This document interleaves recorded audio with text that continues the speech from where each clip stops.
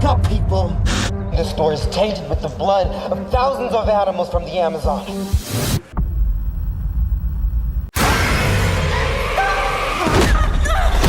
What did you do?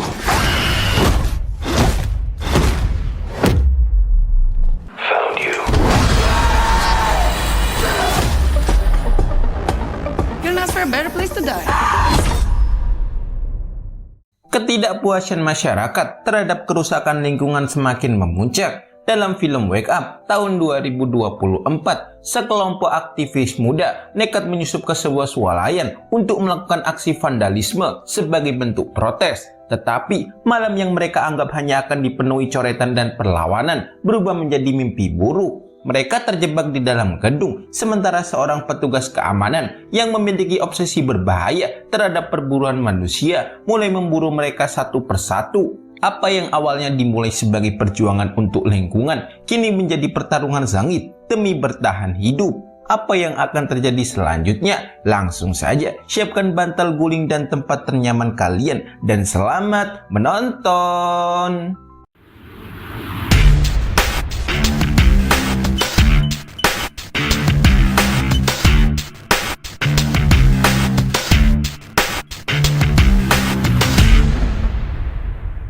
Kisah ini mengikuti sekelompok aktivis muda yang berencana melakukan aksi vandalisme sebagai protes terhadap krisis lingkungan yang disebabkan oleh sebuah perusahaan.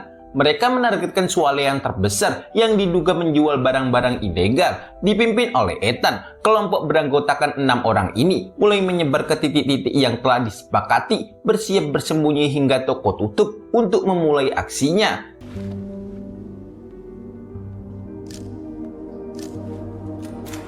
Sementara itu, ada Kevin, seorang satpam yang tengah bersantai. Tiba-tiba, ia mendapat panggilan dari bosnya untuk membahas masalah darurat. Di ruangan itu, ia ditegur dan dimarahi karena tindak kekerasan yang dilakukannya terhadap seorang pelanggan. Namun, Kevin punya alasan tersendiri. Sejak kecil, ia dikenal sebagai pribadi yang temperamental, mudah tersulut emosi, terutama jika merasa terganggu. I told you we shouldn't have hired him.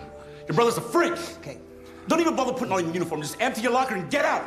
Boss, just... Jack, kakak Kevin, mencoba bernegosiasi dengan bos agar adiknya tidak dipecat. Demi menghindari masalah yang lebih besar, bos akhirnya memaafkan Kevin, tetapi dengan syarat ia harus menjalani shift malam bersama Jack selama 4 minggu ke depan. We'll be working the night shift together. We'll have no contact with customers, and we'll... Keputusan itu membuat Kevin kesal. Menurutnya, ia tidak bersalah dan rencananya untuk healing dengan berpetualang ke hutan pun jadi berantakan. Sebagai kakak, Jack memahami bahwa semua orang butuh istirahat. Tetapi, situasi saat ini tidak memberi pilihan lain. Jika tidak ingin kehilangan pekerjaannya, Kevin harus menerima keputusan itu dengan lapang dada. No, I can't this weekend. I'm going to a private game reserve. I've already paid my spot. Setelah para pengunjung keluar, petugas melakukan pengecekan ulang sebelum toko benar-benar tutup. Saat itu, 2 aktivis muda, Grace dan Tyler, mendapat ide gila. Tanpa sepengetahuan petugas, Grace diam-diam mengikuti seorang pekerja yang sedang bertugas. Ia lalu mulai mencoret dinding dengan tulisan besar, "Wake Up", sebuah pesan yang mengajak masyarakat memboikot swalayan itu. Inilah Wake Up, aksi protes paling brutal abad ini.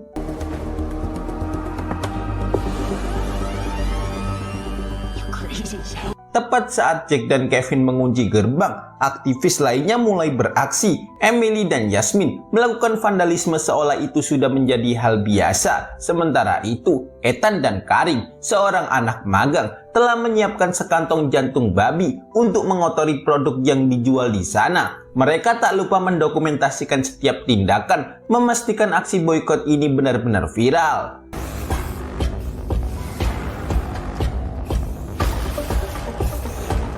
Meski tampak kompak, budaya senioritas masih kuat di antara mereka. Karim, sebagai anak magang, kerap mendapat tekanan dari Ethan. Sementara itu, Jack dan Kevin tak sadar swalayan sudah porak-poranda. Mereka asik menenggak Homer, padahal itu telah melanggar SOP pekerjaan. Sementara Kevin yang masih kesal, memilih diam dan sibuk membuat busur kayu untuk hobinya sendiri. Watch football.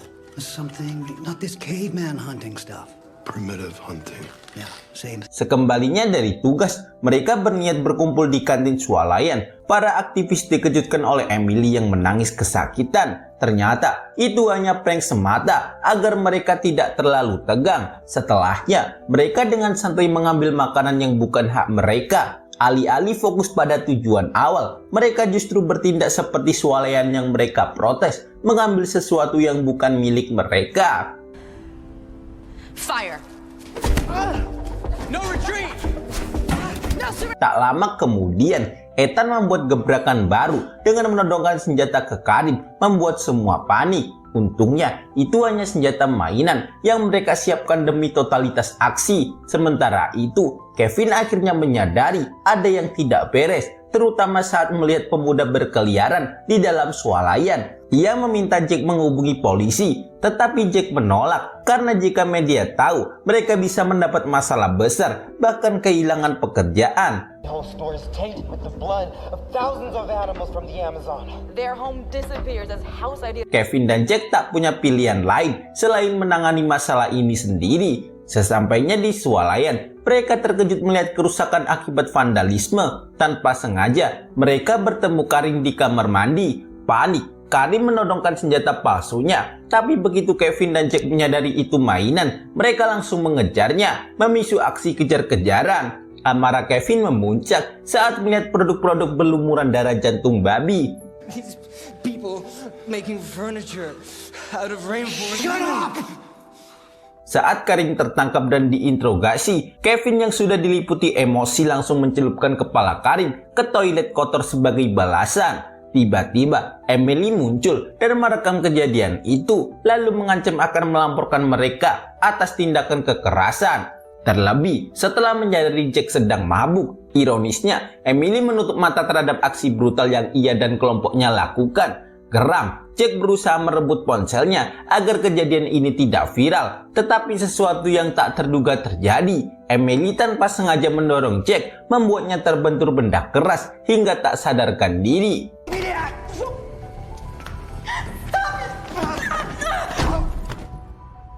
Kevin terdiam melihat kakaknya tak sadarkan diri. Amarahnya memuncak, terutama saat melihat orang yang disayanginya terluka. Tanpa pikir panjang, ia membalas dengan brutal hingga membuat Emily meregang nyawa. Panik, Karim bergegas lari ke toilet terdekat dan segera mengirim pesan ke grup WhatsApp memberitahu rekan-rekannya bahwa Emily telah tiada. Namun, pesan itu justru diabaikan. Mereka mengira Karim hanya bercanda.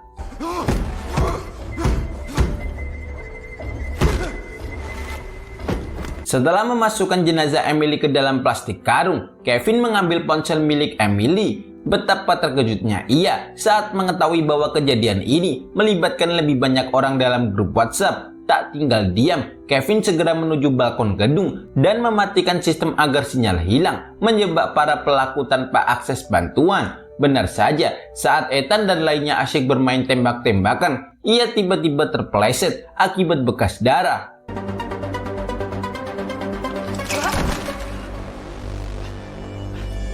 Seperti pesan yang dikirimkan Karim, darah itu ternyata milik Emily yang sudah meregang nyawa. Panik melanda dan mereka segera mencoba menghubungi polisi. Namun usaha itu sia-sia. Kevin sudah lebih dulu memutus sinyal, memastikan mereka terjebak. Satu-satunya jalan keluar adalah merebut kunci gerbang utama dari Kevin. Apa yang awalnya dimulai sebagai aksi boikot, kini berubah menjadi perjuangan bertahan hidup akibat tindakan yang kelewat batas.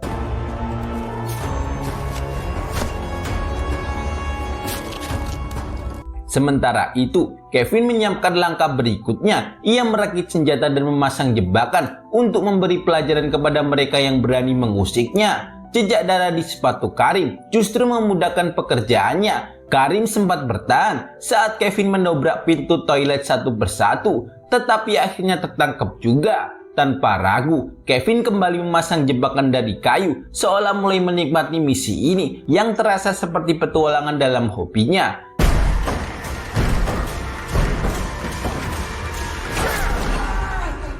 Kevin menyandra Karim di dalam gudang, mengikatnya, lalu memaksa Karim berbicara di speaker untuk memancing rekannya datang. Tyler curiga itu jebakan dan enggan bergerak. Tapi Ethan sebagai ketua merasa mereka harus tetap bersama. Dengan peralatan seadanya, Ethan nekat menuju gedung demi menyelamatkan Karim. Sementara itu, sebelum menyusul lainnya, Yasmin menuliskan tanda help 911 sebagai upaya terakhir meminta bantuan.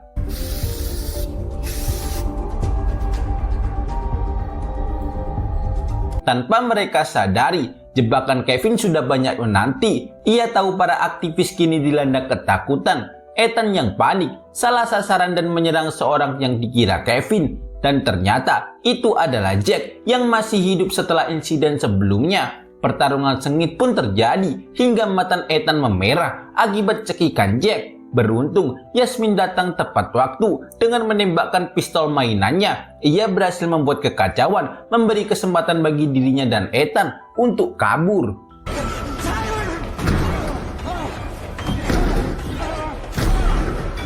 Sementara itu, Tyler memilih kabur saat Ethan bertarung dengan Jack. Ia berharap bisa lolos, tapi kenyataannya tak ada jalan keluar. Saat ia mencoba mencongkel pintu darurat, Kevin sudah berdiri tepat di belakangnya. Malang bagi Tyler, meski memohon ampun, Kevin tak berniat memaafkannya.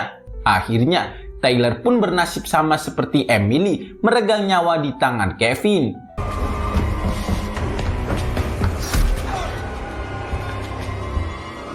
Setelah menghabisi Tyler, Kevin melihat seorang aktivis lain berusaha melarikan diri. Tanpa ragu, ia bergerak untuk memberi pelajaran sosial. Mengira situasi sudah aman adalah kesalahan terbesar. Saat Grace mencoba membebaskan Karim, Kevin sudah mendekat dalam radius 50 meter. Beruntung, Ethan dan Yasmin sigap menembaki Kevin dengan pistol palsu untuk mengalihkan perhatiannya. Dalam kebingungan, Kevin mendengar langkah mendekat, mengira itu musuh. Ia menyerang tanpa berpikir, namun tragisnya itu adalah Jack, kakaknya sendiri. Sungguh naas nasibnya, Jack pun tewas di tangan Kevin.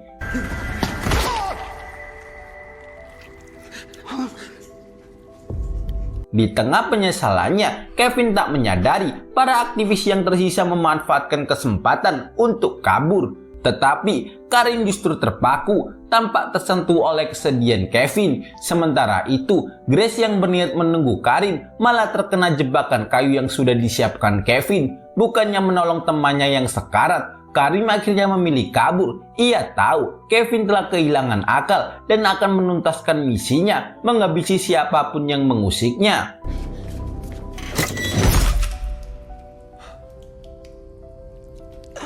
Setibanya di kantin, Ethan mencoba menghancurkan kaca untuk melarikan diri, tetapi bahan kaca yang kokoh membuatnya kesulitan. Tak kehabisan akal, ia berusaha memicu kebakaran agar alarm darurat berbunyi. Namun semua sia-sia, Kevin sudah merusak sistem dan memutus sinyal, memastikan tak ada seorang pun yang bisa kabur.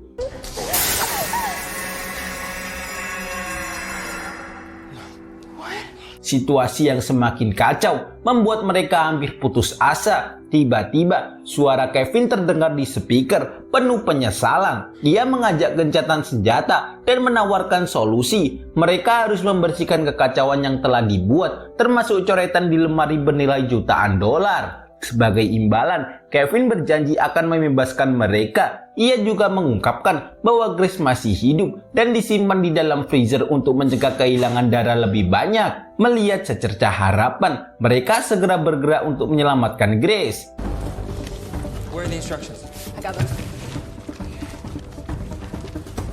Alih-alih menepati janji, Kevin justru berkhianat. Ia menuangkan cairan glow in the dark yang membuat mereka menyala abangku di kegelapan, menjadikan mereka target empuk. Dengan jebakan yang sudah disiapkan, Kevin memulai aksinya. Karim menjadi korban pertama. Suara tikaman yang tajam membuat bulu kuduk merinding. Setelah itu, giliran Ethan yang menerima balasan paling brutal karena ia adalah pemimpin dari semua kekacauan ini. My hunting ground.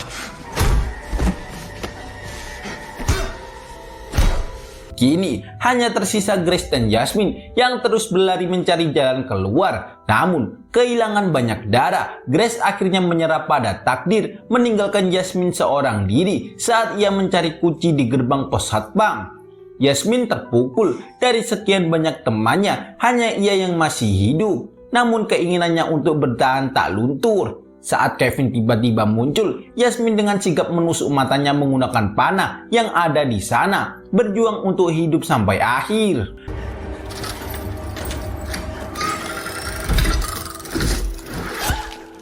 Harapan kembali muncul saat banyak orang, termasuk polisi, melihat kode pertolongan Yasmin. Tanpa ragu, ia berlari keluar meminta bantuan. Tetapi polisi yang tiba terkejut dengan pemandangan mengerikan. Meski sekarat, Kevin cepat mengumpulkan jasad para korban sebelum mengakhiri hidupnya sendiri. Beberapa hari kemudian, swalayan kembali dibuka setelah tragedi demo paling brutal. Tapi ingatkah kalian akan jebakan yang disiapkan Kevin? Kelalaian swalayan berujung petaka ketika seorang bocah tanpa sengaja memicu jebakan mengulang mimpi buruk yang seharusnya berakhir.